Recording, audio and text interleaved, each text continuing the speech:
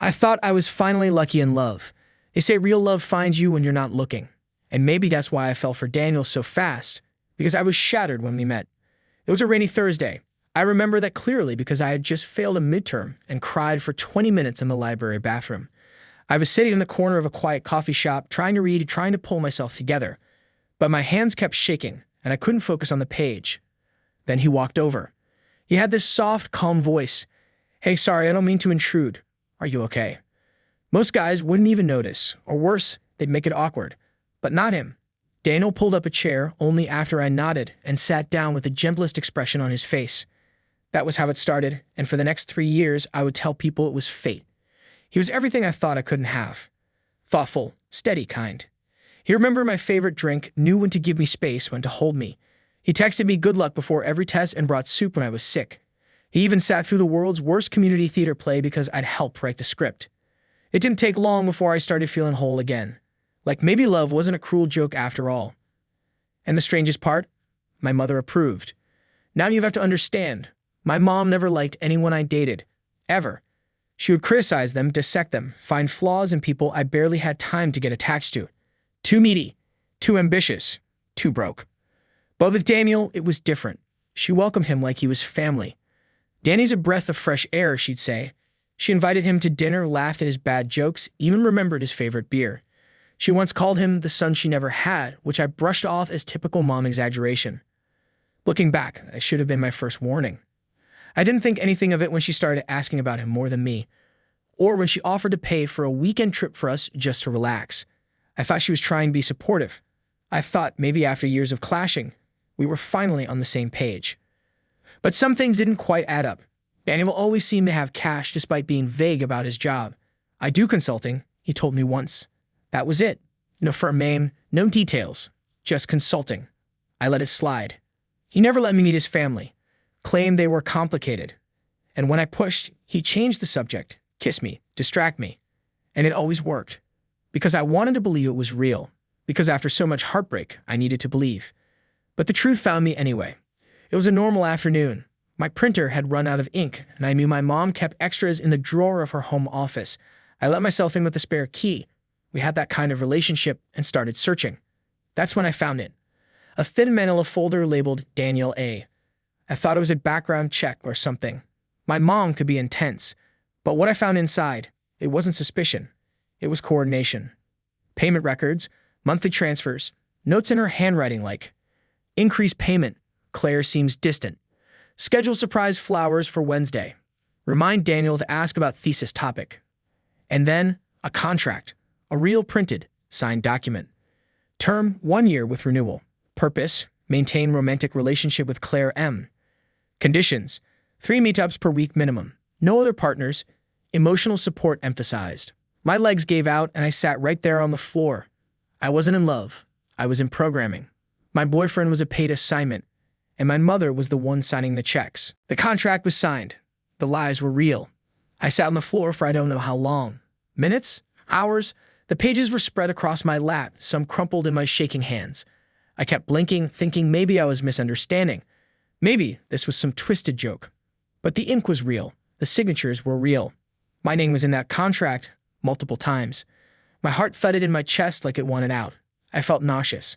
The kind of nausea that comes when your reality shifts so suddenly your body can't keep up. I gathered the documents carefully, like they might explode. I put everything back where it was, too scared to confront her, too disgusted to pretend nothing happened. I got in my car and drove aimlessly until the sun set.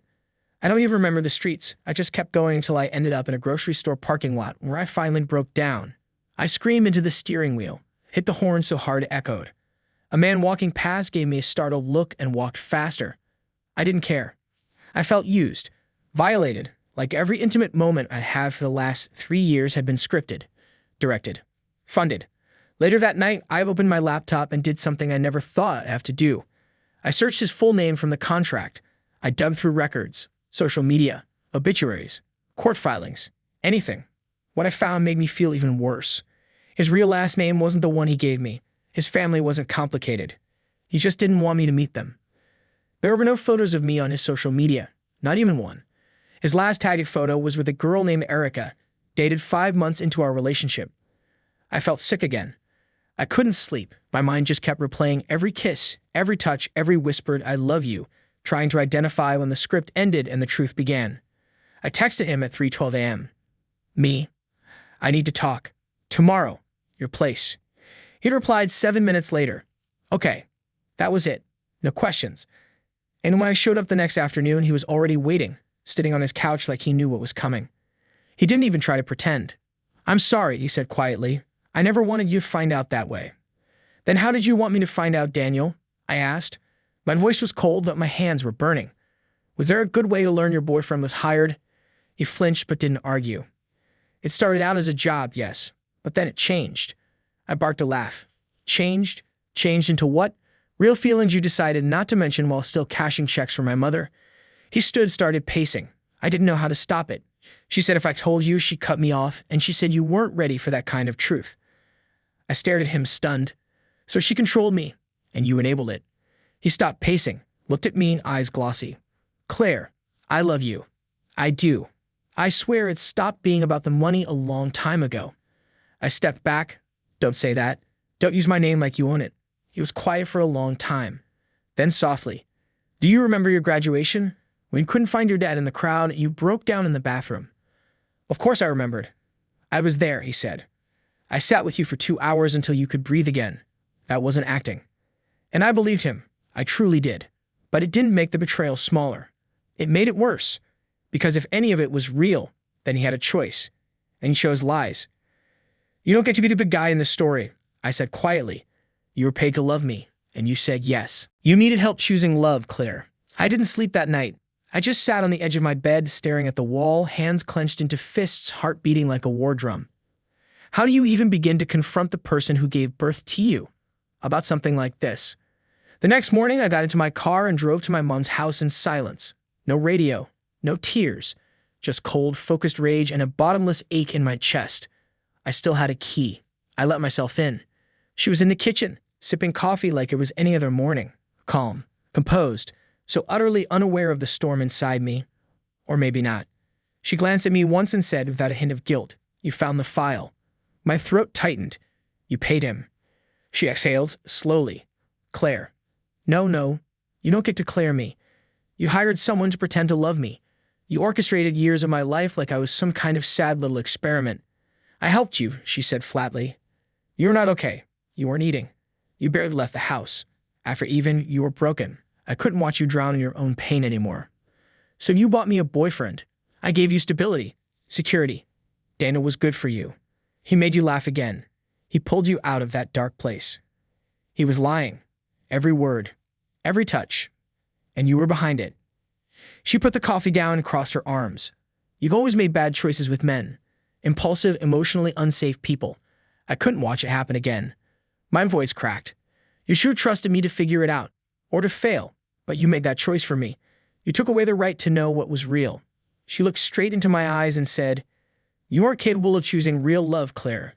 So I gave you a version of it that wouldn't destroy you. I stepped back like she'd slapped me. I don't even know who you are, I whispered. I'm your mother. And I did what mothers do, protect their children. Even from themselves. No, I said, shaking my head. You didn't protect me. You manipulated me.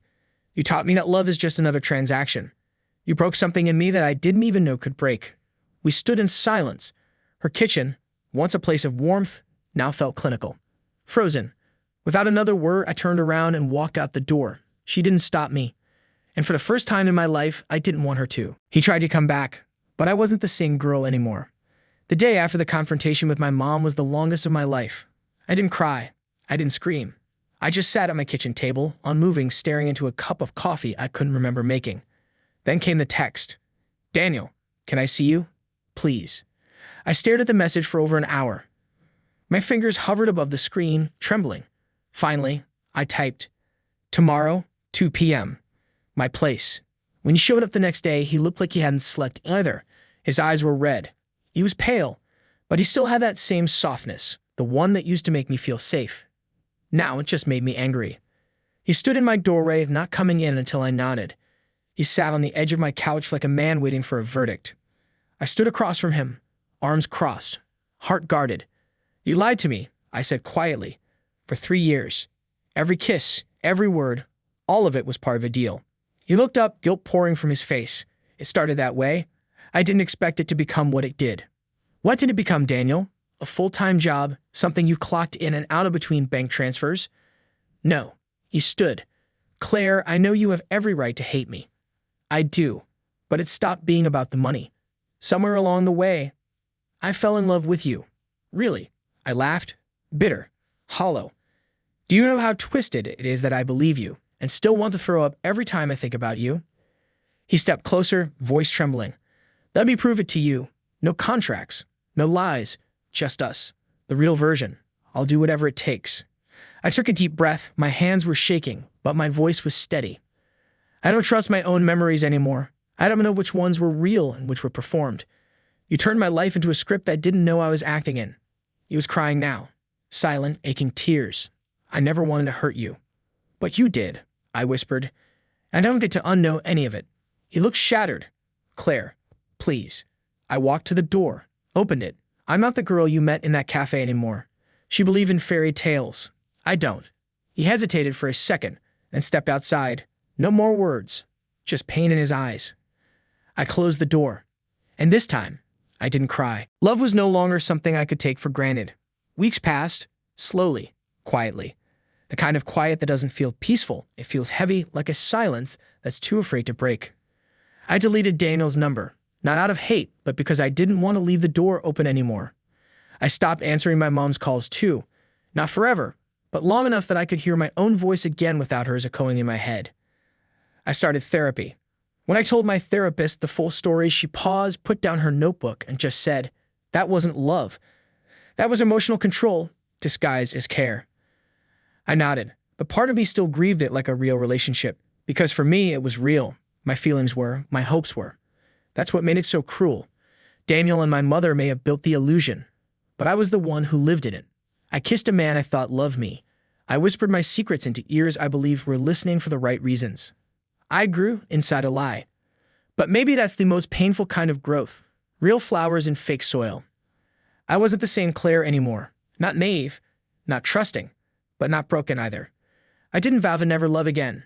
I just promised myself that next time it would be on my terms. Not scripted, not bought, not managed. Somewhere deep down, I still believed love could be real, but it had to come from truth, not contracts. A month later, my mom showed up unannounced. I didn't let her in. I stood at the door and listened. I thought I was protecting you, she said, voice shaking. I didn't know I was damaging you. I didn't say anything. Just closed the door, slowly, gently. Because some boundaries don't need a fight. They just need to be firm. Now when people ask about my past relationships, I smile and say, it's a long story. And it is. One that started with a lie, but ended with me finally becoming the author of my own life.